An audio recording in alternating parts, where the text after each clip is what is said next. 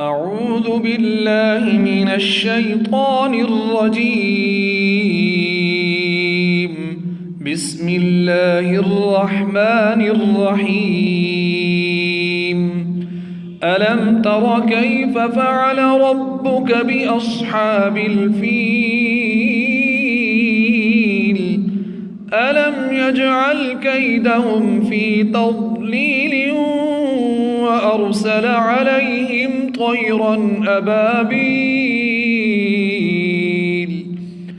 ترميهم بحجارة من سجيل فجعلهم كعصف مأكول. بسم الله الرحمن الرحيم. لإيلاف قريش إيلافهم رحلة الشتاء والصيف